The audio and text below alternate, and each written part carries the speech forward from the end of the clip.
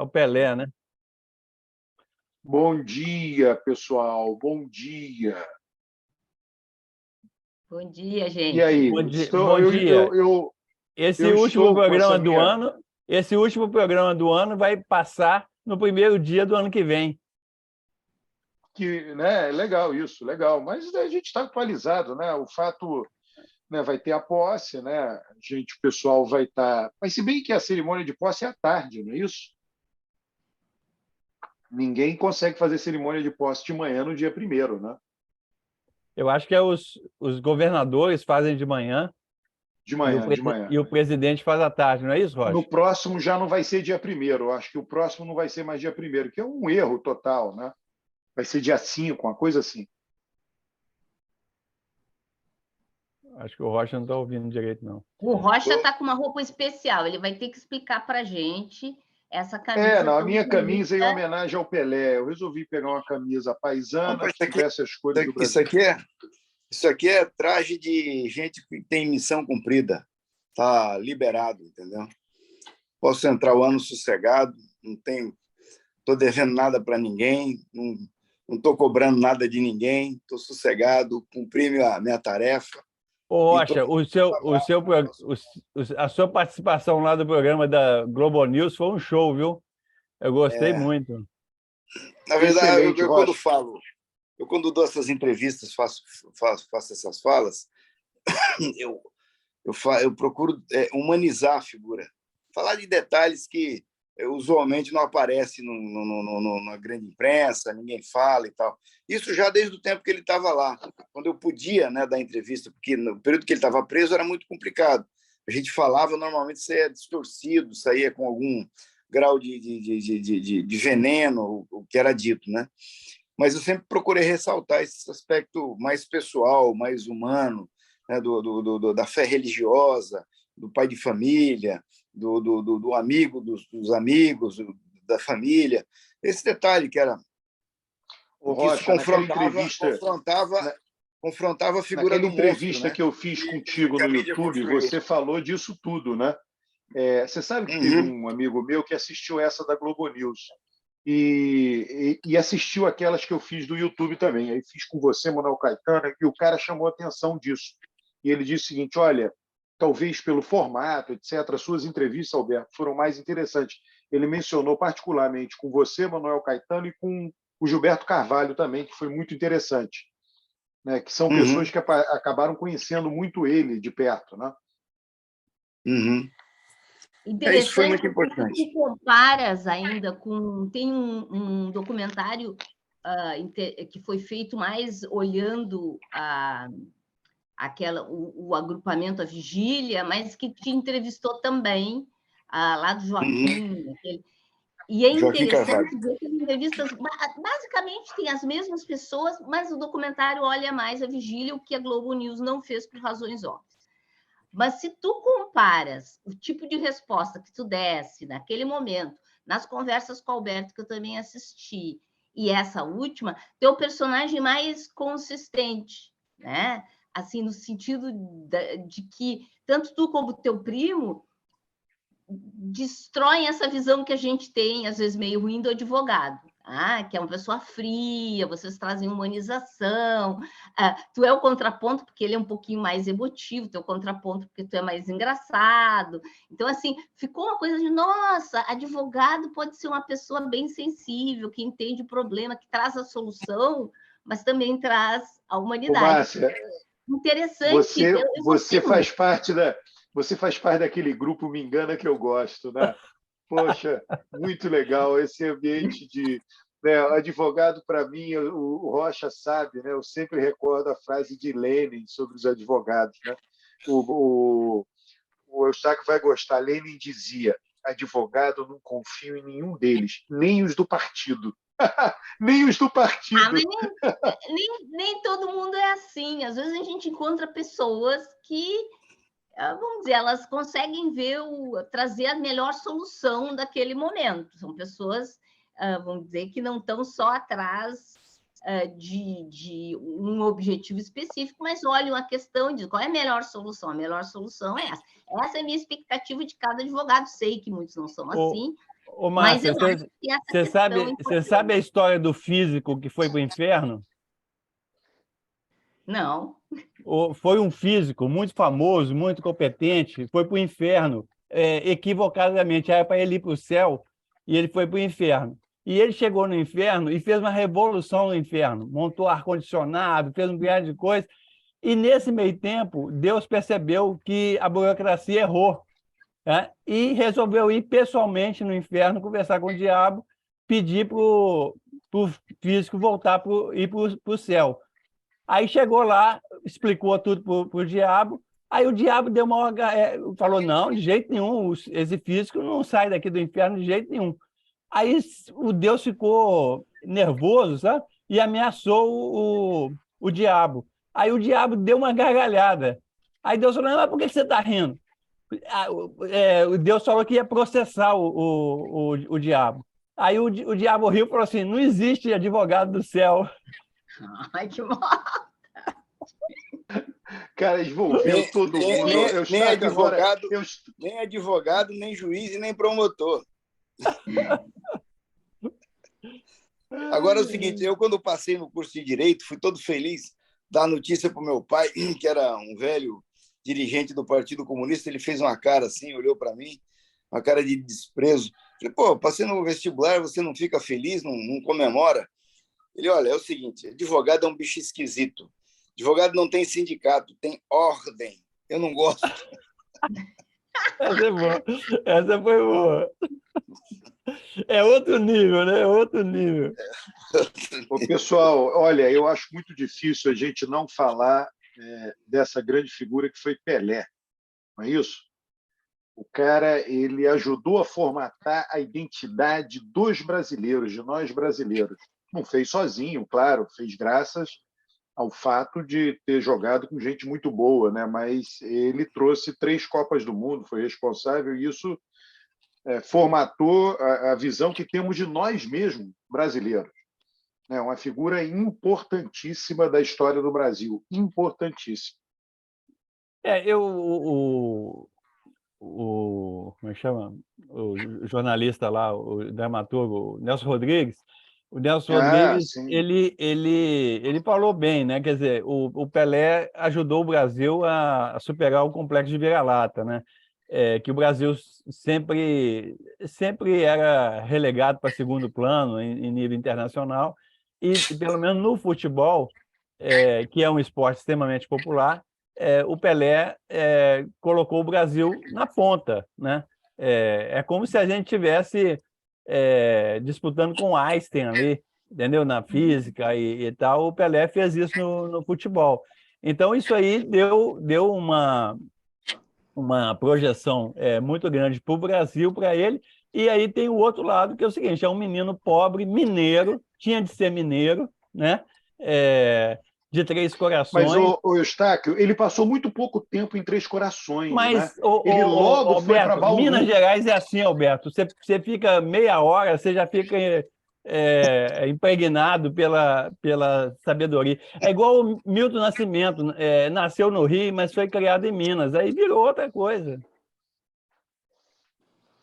Ele sabe que assim, em relação a isso aí, eu recuperei aquele texto do Nelson Rodrigues. Eu lembrei do texto e fui atrás para ler de novo, né? Porque é o seguinte, o Nelson Rodrigues, a genialidade dele é que ele escreveu aquilo sobre o Pelé quando o Pelé tinha 17 anos. 17 anos.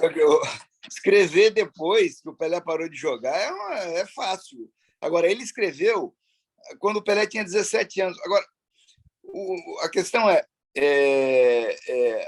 é como é que ele conseguiu ter aquele insight para escrever aquilo naquele momento, quando o Pelé tinha 17 anos, né? Eu não sei se eu estou ainda no... Você não vê lá que Estão me ouvindo? Estamos. Rocha, você não vê que nesse artigo o Nelson Rodrigues diz assim: Pelé, quem é o maior atacante do mundo? Ele falou, eu. Quem é o maior ponta-direita do mundo? Ele falou, eu. Cara, ele gostava da imodéstia do Pelé. Pois é, mas é o seguinte, o detalhe daquele texto assim, como o Nelson Rodrigues escreveu aquilo, quando o Pelé tinha 17, só 17 anos, certo? E ele viu o Pelé jogar uma vez, que foi o jogo do América, no Maracanã, que o Pelé destruiu o jogo, fez 4 gols, e o América era um timaço, né, naquela ocasião. Assim, aí eu fiquei pensando e construí uma hipótese. Por que o Nelson Rodrigues escreveu aquilo sobre o Pelé, certo? Eu acho que não é só porque o Pelé era um jogador genial já com 17 anos, e o Nelson Rodrigues, de fato, ficou encantado com o que viu. Ele adorava futebol, né? O Nelson Rodrigues era um tarado por futebol. Aí, o irmão dele que construiu o Maracanã foi o irmão dele, o Mário fez a campanha que levou à construção do Maracanã. Exatamente. Aí é o seguinte, você volta um pouco, há pouco tempo antes, né, nós estamos falando aí de acho que 30 anos, 30 e poucos anos, nós tivemos na Revolução de 30, e após a Revolução de 30, o Getúlio começa um trabalho para construir o Brasil. O Brasil era um simulacro de país, né? E aí vem o Sérgio Buarque de Holanda, né, o Gilberto Freire, aqueles caras tentando construir uma identidade, dar uma identidade nacional para o Brasil. E aí vem essa história toda de mostrar que o Brasil era singular, que o brasileiro era cordial, que o Brasil era um troço diferente, que o Brasil era um ajuntamento de gente do mundo inteiro e tal, que aqui tinha uma tolerância, que tinha uma coisa diferente, vai. E nesse contexto vem surgindo aquela coisa do Brasil não dá certo, o Brasil não vai para frente, e vem todo o esforço do governo Getúlio dizendo que não, ao contrário, vai ser um grande país. Eu acho que o Nelson Rodrigues viu aí uma oportunidade para dizer, nós temos um rei aqui que pode reinar no mundo, né? Que é o Pelé. Eu acho que foi isso, entendeu? Uma sacada genial. Mas é interessante, Rocha, que ele viu, assim, a postura do Pelé em campo, né? Porque isso aí realmente impressiona, O Pelé não é um jogador qualquer que fica correndo atrás da bola. Ele vê o jogo, a maneira que ele domina a bola, a maneira que ele passa a bola, a maneira que ele vai para o gol, é diferenciado. Assim, realmente tipo esses caras, tipo o Maradona também é impressionante. Você vê o Maradona, você fica o Messi, o Cristiano Ronaldo, o Mbappé. O Neymar, pode falar o Neymar. Não, o Neymar é muito caicai, né? Assim, eu nunca gostei muito desse estilo do Neymar, não. Mas assim, é um craque, também é o craque. Mas, por exemplo, o Mbappé, eu lembro. O Mbappé, a primeira vez que eu vi o Mbappé jogar, eu vi, esse cara é diferenciado. Não dá para... Você vê que o cara com 17 anos, ele já tem um comportamento completamente diferente. E aí o Pelé, eu acho que completo. Então o Nelson Rodrigues fez isso. Ele teve essa sorte de ver o Pelé marcar 4 gols no jogo.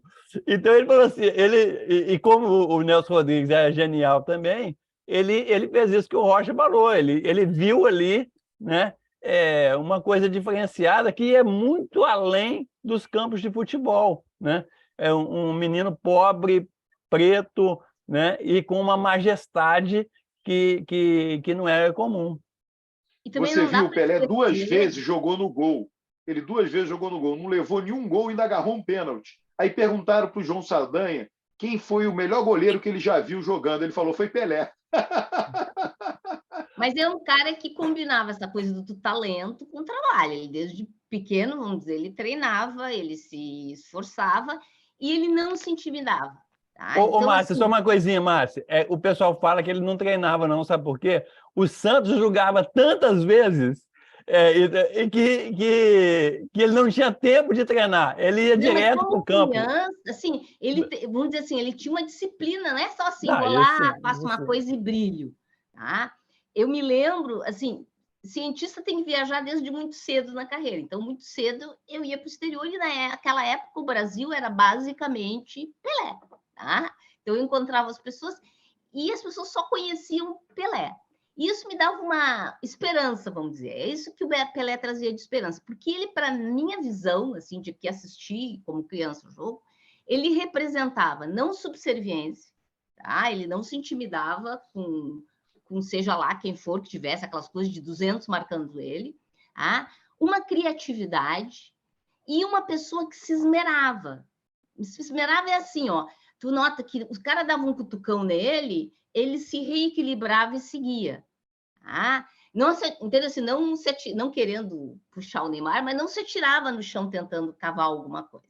Tá? Assim, deu uma tocada nele, deu para ser que ele vai, né? Que é o que eu chamo de trabalho. Então, ele tem talento, ele tem trabalho, então ele representava essa possibilidade, como o Eustáquio diz, de alguém que vem de baixo. Então, assim, há uma esperança. Eu sempre me perguntava, será que a gente não pode, com o Brasil, com tanta diversidade, com tanta criança que vem de escola pública, etc., surgir outras pessoas com outros Pelés em outras áreas do conhecimento. E eu acho que é essa coisa de sim, posso ser protagonista, sim, posso chegar lá, vamos lá, e muito trabalho e combinação de talento, que pode fazer essa coisa esperançosa do futuro. Eu acho que ele traz, pelo menos para mim, sempre trouxe essa esperança de que em algum momento o Brasil vai ser conhecido por outra coisa que não seja só o grande talento do Pelé no futebol, outras áreas do conhecimento.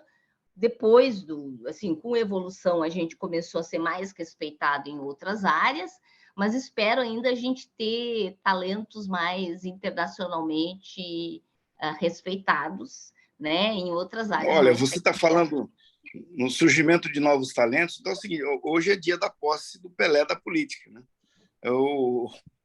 Então, surgiu um outro talento. Aliás, esse é o talento da política, isso não tem a menor dúvida.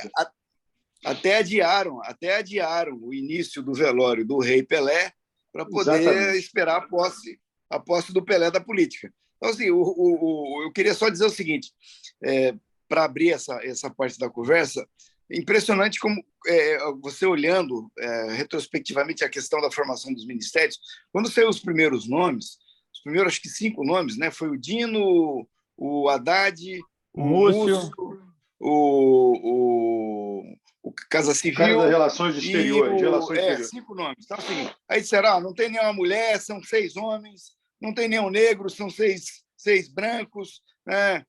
O Lula aparelhou o Ministério da parte do Ministério da Fazenda, Relações Exteriores e Casa Civil, tal, e aí, uma má vontade infernal tinha que ter colocado mulher já, tinha que ter colocado negro, aí vai, e aí o segundo, o cara está com dificuldade de montar a frente ampla, isso aí não é frente ampla, tem que ter a Simone Tebet, e vai.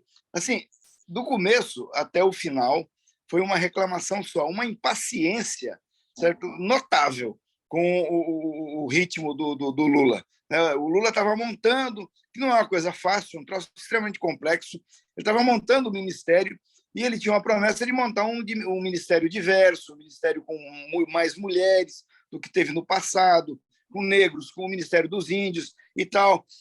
Mas, sim, a impaciência que marcou o comportamento da mídia em relação a esse trabalho do Lula é uma coisa notável, né? Agora terminou, fechou, até a União Brasil está no ministério, e aí as pessoas estão dizendo, não, agora o ministério ficou diverso, agora sim, é uma frente ampla e tal. Mas como, para mim, o que fica desse troço é a falta de racionalidade das análises. Né? As pessoas não esperam, não aguardam, não têm paciência. Né? Ô, Rocha, eu achei que o Ministério ficou bom agora, só para falar de crítica, né? Você viu que a única crítica que não é nem que está surgindo nas redes sociais veio pela esquerda, né? E é no Ministério das Comunicações. Não sei se você viu isso. Gente dessas mídias de esquerda. Cara, eu não acreditei quando eu vi aquilo ali, de uma bobagem tremenda. Assim, você viu isso? Vários.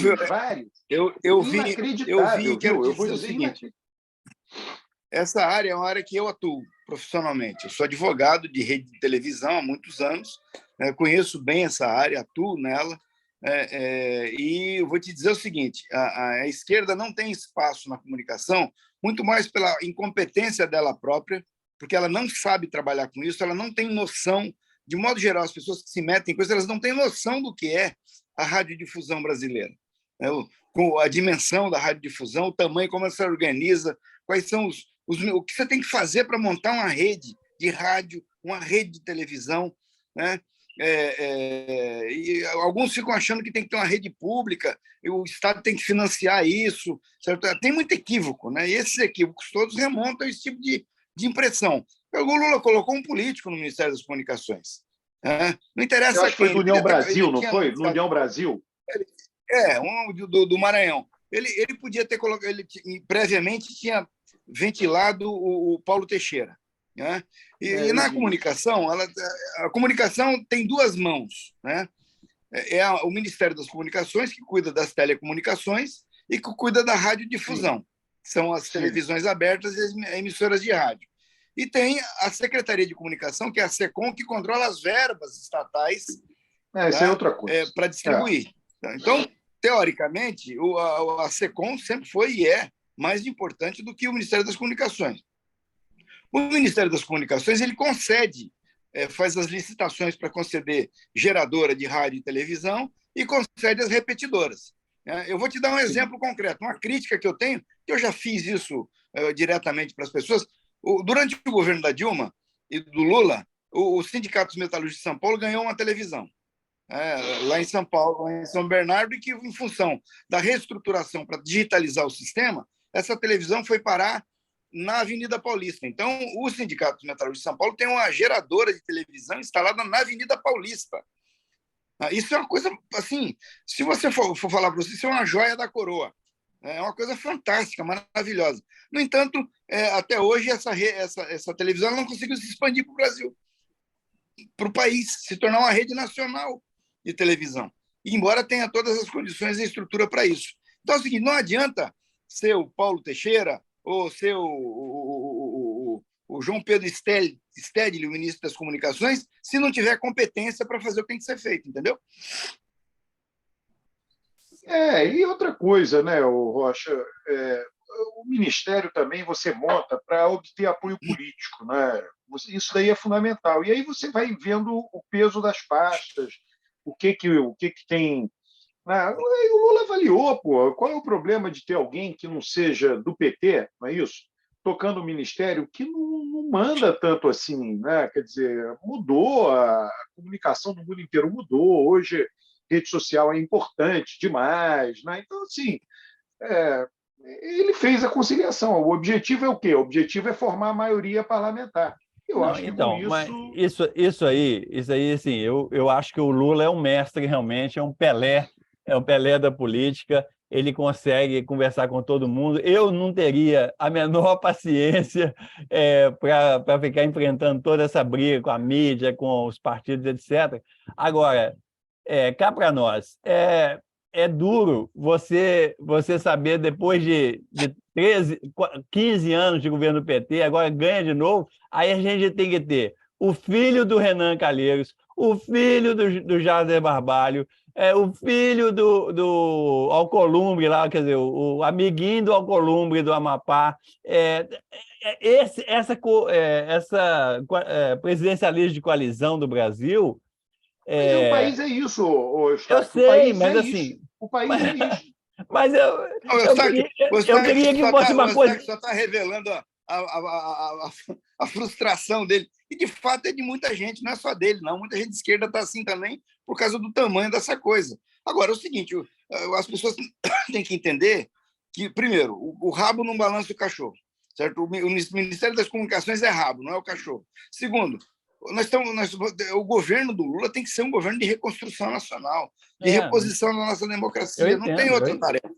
Eu entendo, eu também acho que é isso mesmo. Agora estou dizendo assim... Mas, peraí, Rocha, independente disso, que você está falando é o seguinte, eu acho que não tem nada a ver com reconstrução. Você tem lá os partidos na Câmara e o presidente intuitivamente faz isso. Ele olha os partidos e vai precisar do apoio dos partidos. São quantos partidos que estão no governo, Alberto? 9, 10, não sei. Sim, você teve os que apoiaram, que são muito pequenos. Cara, mas isso 30 daí... partidos foram mais ou menos 10 mas já governo, diminuiu, né? Já diminuiu bastante assim, o número de partidos. Roberto, é que tem gente dizendo que o Lula, por exemplo, não precisava ter colocado a União Brasil no governo. Ele já teria, quando chegou Quando ele colocou o PSD, ele já atingiu a governabilidade necessária para tocar. Tem gente que fala isso, e não precisava da União Brasil. Vai querer aprovar a emenda constitucional, no Brasil tudo está na Constituição, entendeu? Então, como é que não precisava da União Brasil? Você faz a conta, inclusive o Sérgio Moro agora está na base, né, o Rocha? O Sérgio Moro, o que ele vai fazer agora? Ele e a esposa agora, o partido dele tem ministério do governo Lula. Cara, isso é fantástico. Ele está numa dificuldade. A situação do Moro vai ser delicadíssima. Ele vai ter que sair da União Brasil, né? E ele pode ser porque ele é senador, o cargo dele é majoritário, mas a mulher dele vai ter dificuldade, porque ela é deputada federal. Mas ele vai ter que sair para ir para o PL, ele tem que ir ou para o PSDB, ele tem que ir para um partido que está na oposição ao governo Lula. Ele não vai ter jeito, não. Eustáquio, o que eu acho da sua fala é que você, provavelmente alguém que votou no Renan, filho, e no próprio Renan, pai, vai dizer, porra, que absurdo, esse ministério tem um monte de gente que eu nunca ouvi falar, não conheço, tem um tal de Haddad, que foi prefeito lá de São Paulo, entendeu? O Brasil é isso, cara, o Brasil é diverso, né? E o eleitor alagoano que só vota na família Renan, ele tá contemplado. Você entende, cara? Esse é o Brasil, fazer o quê? Você pegar lá o MDB, né? O atual MDB, ele elegeu poucos deputados agora, a maioria dos deputados veio do Pará. Então, como é que não vai ter um ministro que não seja do MDB do Pará? Tem que ter, não tem jeito. Esse é o país, né? Você, para ter um ministério diferente desse, você teria que abolir o país, entendeu? O ministério é reflexo do que é o país.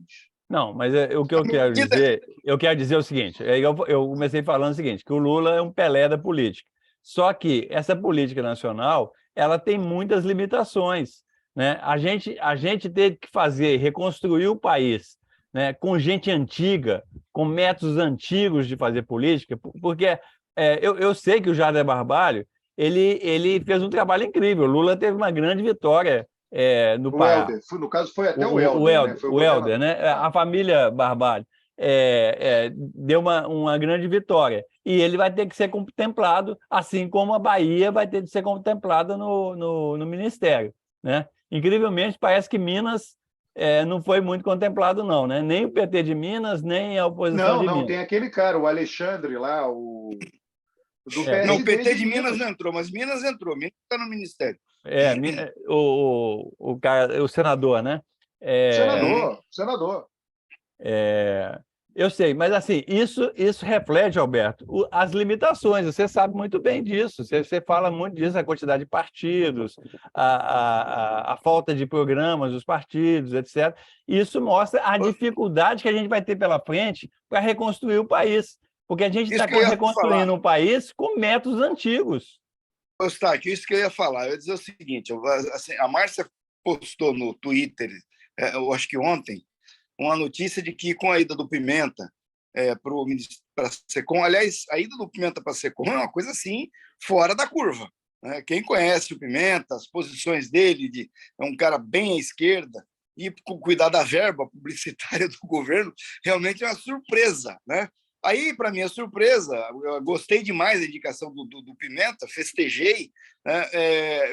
Quem assume o lugar do Pimenta na Câmara é uma negra, do Rio Grande do Sul. Eu descobri que no Rio Grande do Sul tem 3 deputadas negras, né? Aqui no Paraná, elegeu uma negra deputada federal. Tá? Então é o seguinte, aí eu volto no ponto que você está falando, Eustáquio.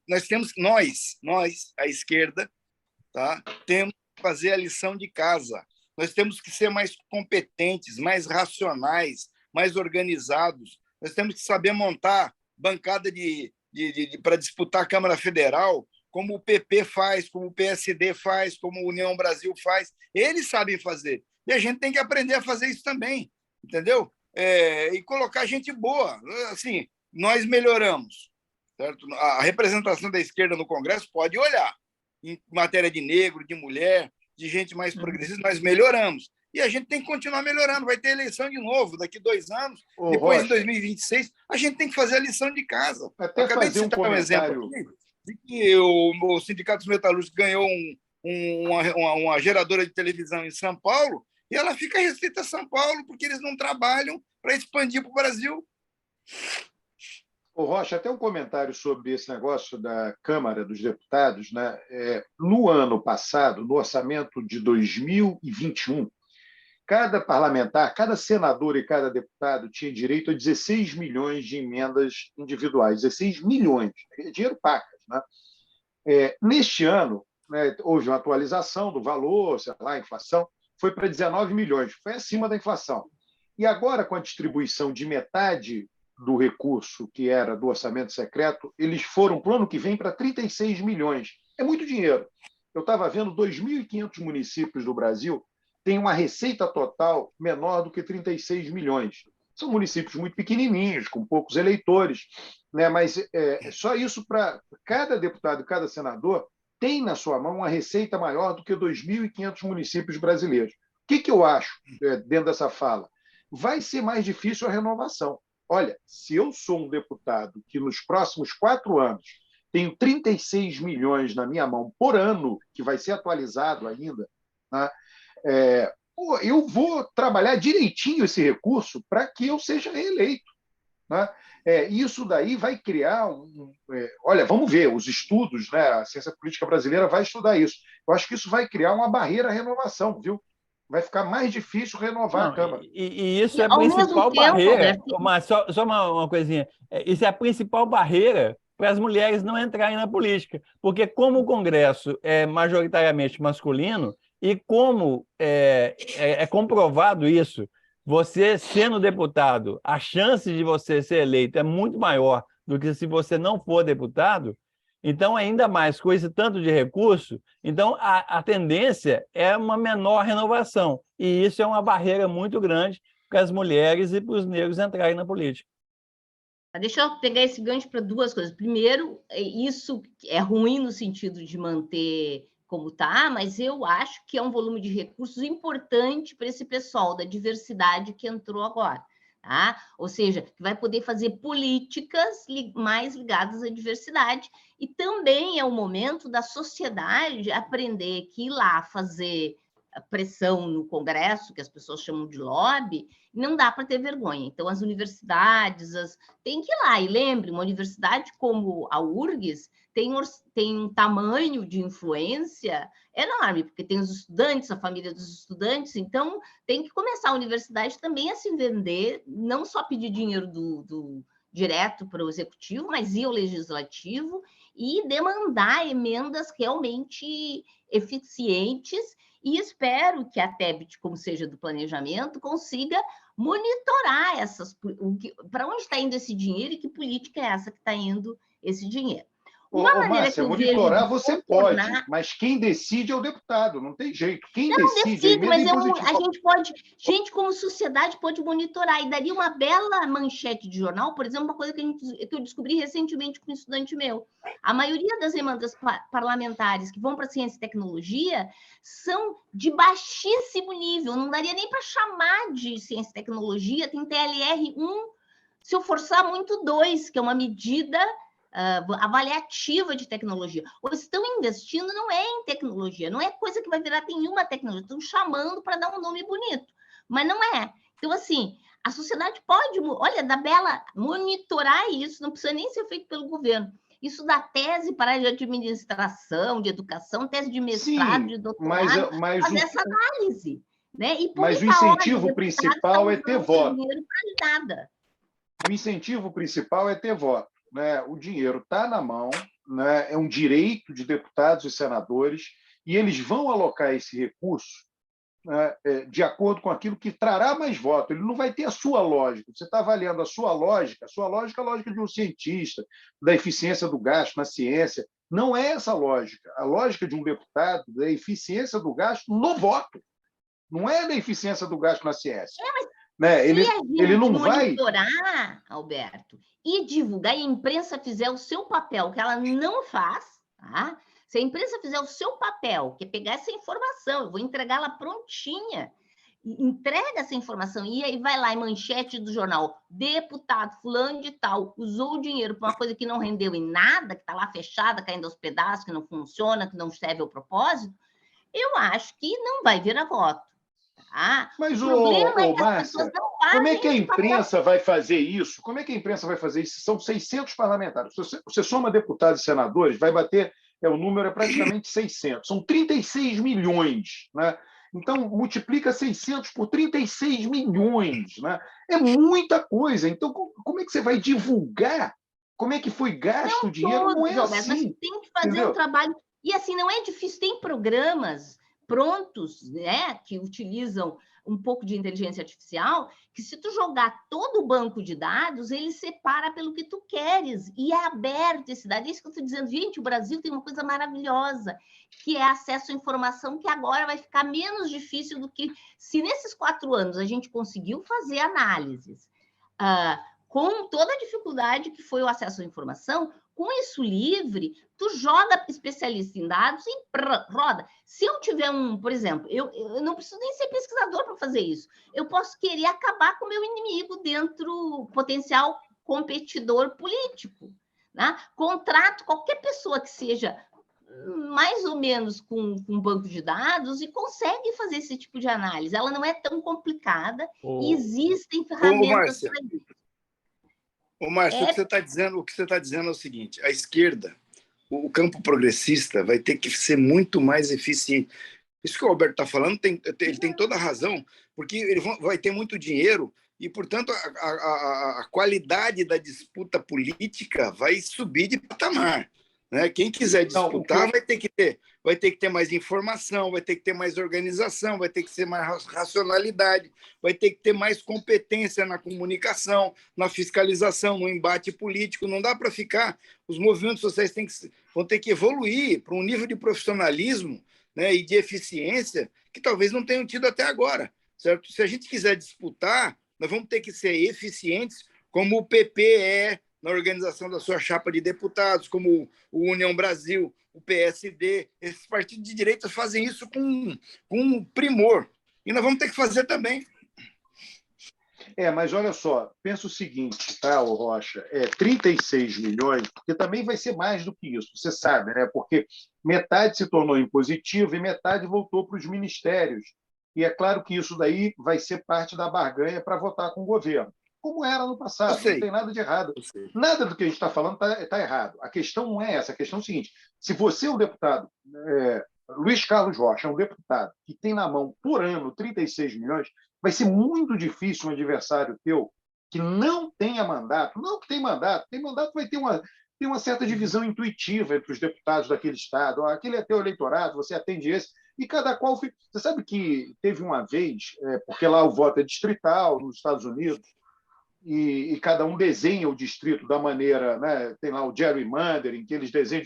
Na Califórnia, teve um ano que todos os deputados foram reeleitos, 100%, 50 deputados.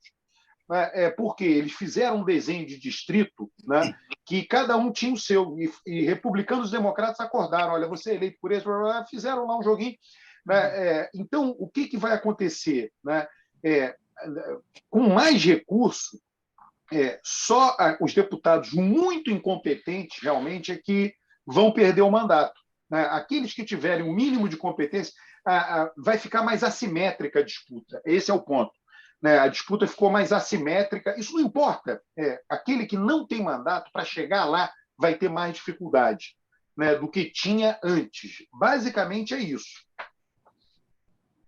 Eu entendo o que a Márcia está falando aí de eficiência, mas eu acho, Márcia, que o controle dessas emendas parlamentares, elas não passam esse tipo de eficiência de longo prazo no Brasil. É uma coisa muito de curto prazo, para atender interesses eleitoreiros.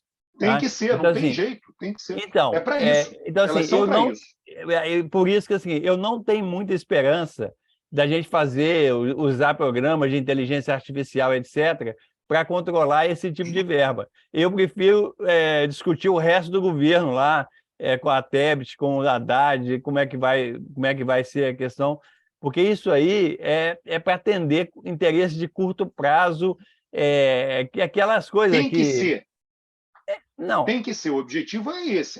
Não tem jeito. jeito. Eles fizeram assim, eu acho Eu acho que é muito dinheiro que está indo na mão dos parlamentares para fazer isso. Eu acho que podia ser menos dinheiro.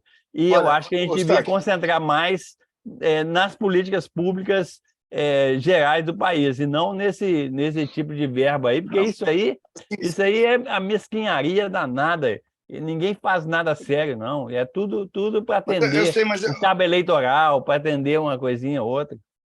assim, mas é o seguinte, vamos pegar essa eleição agora, ela já se deu sobre o efeito do orçamento secreto, tá certo? Então, os deputados já distribuíram dinheiro e já participaram numa eleição. Vou pegar o exemplo do Paraná. Tá? No Paraná, o PT ganhou 2 cadeiras, certo? De 2 deputados, e os que se elegeram era que não tinham mandato. Né? O PT tinha 3 deputados federais, passou a ter 5. E os outros 2 que entraram não tinham mandato de deputado federal, não tinham verba do orçamento secreto. Se viraram com o dinheiro do fundo partidário. Então é o seguinte: o efeito do dinheiro ele é importante, mas ele é relativo, ele pode ser relativizado na eleição. Tá? E segundo, todo mundo vai ter dinheiro. Daqui para frente todo mundo tem dinheiro. Se o sujeito não tiver dinheiro do orçamento, desse orçamento aí de mandato de deputado federal, vai ter dinheiro do fundo partidário, que não é pouca coisa. Né? Então, o que eu estou dizendo é que a disputa política ela vai subir de nível, certo? E o importante é entender isso e que o campo progressista compreenda isso e comece a fazer a coisa com mais eficiência, com mais profissionalismo, entendeu? Porque vai exigir.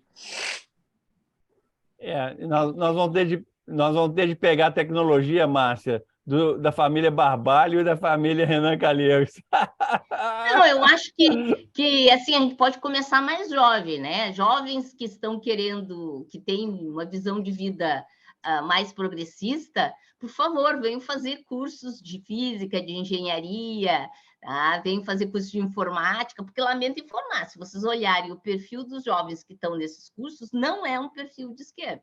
Então, assim, nós estamos precisando de pessoas com esse tipo de formação, também com uma visão progressista, e isso vai ser bom tanto para a área, né? Porque se tu tem uma visão humanista, tu redesenha a ciência que tu está fazendo com essa visão, e ao mesmo tempo, quando tu quer desenhar políticas sociais. Uma coisa do filme do Joaquim, esse outro filme sobre o Lula, mas que olhava mais o movimento na frente ali da vigília, é que o movimento da vigília dá cursos, tá?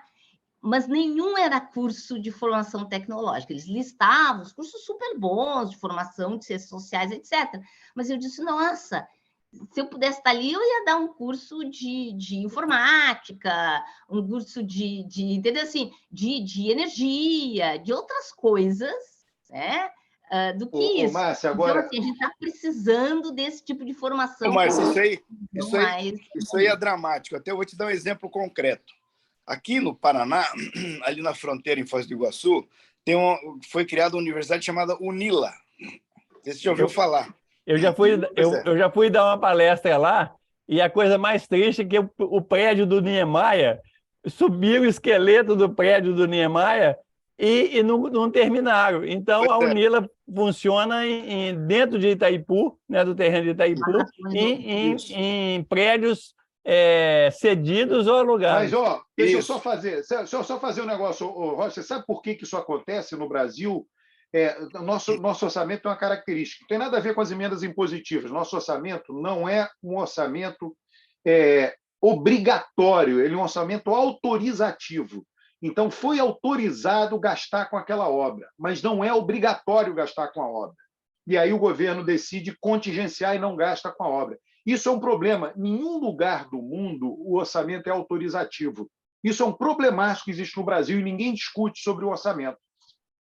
Assim, no caso da UNILA, inclusive na campanha eleitoral, vocês vão lembrar, o Bolsonaro foi a Foz do Iguaçu e uma das coisas que ele fez foi lá um vídeo que ele colocou no programa de televisão dele, falando do prédio da UNILA, inacabado e tal. Ele foi falar mal de um prédio, ele estava há 4 anos no poder, foi lá mostrar um esqueleto, um prédio que ele, como presidente, devia ter terminado. É uma coisa inacreditável. Mas é o seguinte, essa universidade, esses dias eu estava discutindo com uma pessoa, e aí a pessoa dizendo o seguinte: não, mas a universidade foi criada lá, o pessoal, para fazer unidade latino-americana e tal, não sei o quê, e estão fazendo curso de engenharia, curso técnico lá na UNILA, entendeu? Porque interessa para Itaipu ter engenheiros, ter técnicos, né? E o pessoal reclamando disso. Falei, bom, aí não tem jeito, o que nós vamos fazer? Agora, eu acho que a notícia boa é que eu acho que agora, com o governo Lula, a UNILA vai ser terminada, aquele prédio lá. Aquilo é um desafio que nós temos que vencer, terminar o prédio e fazer da universidade. E aí até discutir o conceito, Márcia, do que é isso, entendeu? Você está falando aí que na Vigília Lula Livre tinha curso, mas não tinha curso de engenharia, né? Então nós temos que levar a engenharia, a física, esses cursos aí ao encontro da esquerda. Tem que montar essa equação. E eu acho que a UNILA agora, é um bom espaço. Nunca esqueça o seguinte: existem 1000 estudos quantitativos, etc., mostrando que há correlação entre ideologia e profissões, tá? Pessoas, por exemplo, se você pegar como votam contadores e engenheiros, no mundo inteiro, não é só no Brasil, eles votam mais à direita. Como votam artistas, por exemplo, artistas plásticos, cantores, músicos, no mundo inteiro, eles votam mais à esquerda do que à direita. Menos então, sertanejo. Menos sertanejo. Não, mas o que você falou, foi o que eu acabei de falar, é uma parcela pequena. Tem a ver com a formação, Alberto. A formação no mundo inteiro na área de exatas não inclui humanidades, não inclui essa reflexão. Ao mesmo tempo, o que está acontecendo é que, com as mudanças climáticas, as pessoas das áreas de exatas estão se dando conta que precisam aprender algumas coisas, biologia, e indo para essas áreas mais de ciências sociais, senão não vão dar conta das soluções. Tá? E o pessoal das ciências sociais, os políticos, tem que se dar conta que precisam de tecnologia. Deixa eu dar um exemplo. Uma vez eu tive uma oportunidade de conversar com o Celso Amorim e foi justamente sem querer, eu disse, olha, na área de água, o Brasil tem um acordo horroroso que, com os países que estão juntos no aquífero Guarani, assinou um acordo em que cada um cuida do seu pedaço. Esse acordo foi muito mal escrito, porque se é uma coisa comum por baixo da terra, não dá para cada um cuidar do seu pedaço. A gente tinha que ter uma visão sistêmica e todo mundo obedecer o mesmo conjunto de regramento. Tá? Por quê? Porque está tudo junto, e tinha que pensar no fato de que tem heterogeneidades, tinha que desenhar um projeto de engenharia único para todo o aquífero. Aí até ele se desculpou, porque foi ele que desenhou, não sabendo não entendendo qual a importância do aquífero e dessa heterogeneidade. Então, assim, quando a gente desenha uma política que envolve tecnologia, mesmo que essa pessoa da tecnologia não tenha uma formação, o ideal é que tivesse uma formação mais de visão social, ela pelo menos vai poder dizer que não dá para pegar uma coisa, uma área, seja de água, seja de energia, e ter esse pensamento que não leve em conta as especificidades, né? Então, assim, eu espero, né? E aí provoco jovens que estão aí com um pensamento mais social, por favor, venham cursar física, engenharia, área de informática, química, essas áreas que a gente precisa crescer no Brasil, porque o percentual de pessoas que a gente forma nessas áreas é ainda muito pequeno. Ô, Márcio, sabe qual que é o problema? É que a gente fala para os alunos assim, vocês têm que fazer engenharia, física e direito. Aí eles entendem que você está mandando eles estudarem direito.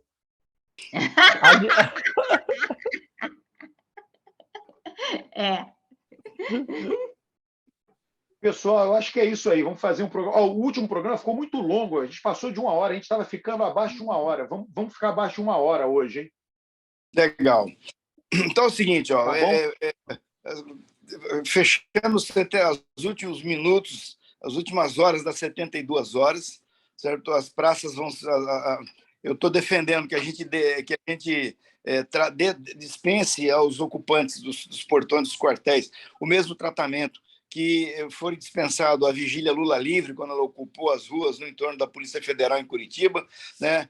A polícia não foi lá, teve bomba, teve bomba de gás, teve empurra-empurra, pancadaria, mas nós conseguimos negociar e fazer a retirada da Vigília Lula Livre, das ruas do entorno da Polícia Federal em Curitiba, de maneira negociada, e acomodar a vigília num terreno que nós alugamos na frente da Polícia Federal, certo? E aí tínhamos que convencer os companheiros de esquerda que não dava para ficar na rua, porque na rua incomoda, né, o trânsito das pessoas, e que tinha que fazer silêncio depois das 22 horas, porque as pessoas têm direito ao silêncio. Enfim, construímos um conjunto de regramentos para que a vigília pudesse sobreviver na frente da Polícia Federal e cumprir o seu papel fantástico, extraordinário durante 580 dias. Então, nós temos que convencer esses companheiros, essas companheiras que estão aí no portão dos quartéis, que eles vão ter que ir para um terreno alugado, né, e continuar fazendo a manifestação deles num terreno alugado e desocupar os próprios públicos, que não pode, né, e respeitar o sossego. Tem gente em Curitiba, ali no bairro ali onde fica o Country Club, né, nos prédios, que não aguenta mais aquela rezadaria, 1h da manhã, 2h da manhã, o povo rezando, tocando no Nacional. Isso é um desrespeito à lei do silêncio, do sossego. Tem que acabar com isso. É isso aí, hein, pessoal. Ó, Roberto, só uma coisa. O IBGE soltou os dados da prévia do censo. Pois é, o Brasil. Olha, isso aí. Vamos encerrar com isso aí. Não, então, o problema é o seguinte: é que o TCU, existe uma lei que o IBGE tem que apresentar as estimativas municipais, eu acho que até 1º de dezembro. Né? É no final do ano, para o TCU fazer o cálculo da distribuição do Fundo de Participação dos Municípios. Aí acontece o seguinte: como o censo atrasou, aí o IBGE prometeu fazer até dia 28. Então, ele fez até dia 28. Só que o censo não terminou. Né? Então, ele usou uma metodologia estatística para fazer essa estimativa, mas tem vários problemas nessa estimativa. Por exemplo, a cidade da Márcia, Porto Alegre, está com menos gente em 2022 do que em 2010. Né? Eu acho isso pouco. Porto Alegre tem crescido cada vez menos, mas voltar a ter menos gente do que 2010, eu acho que tem algum problema aí com esses dados. A mesma coisa, por exemplo, com... Gaúcho é uma espécie de extinção, então. Porto Alegre, principalmente. Porto Alegre vai ser... O Mark Tanda tem uma poesia assim, a cidade pequenininha de Porto Alegre e tal. Então, assim, Porto Alegre vai voltar a ser aquela cidade que o Mark Tanda sonhou, entendeu? Mas concretamente é o seguinte: o censo não terminou, né? Ele vai ser, pela primeira vez, ele vai ser estendido em janeiro, fevereiro, para ser fechado mesmo, divulgado esses dados em março, né? Então, é importante as pessoas aí apoiar. O IBGE divulgou um número 137 para quem não respondeu o censo poder ligar e responder o censo, e para a gente ter esses números de uma maneira mais sólida no ano que vem. Pessoal, é isso aí, hein? Bom 2023 para todo mundo, hein? É isso aí. Grande abraço. Grande abraço. Feliz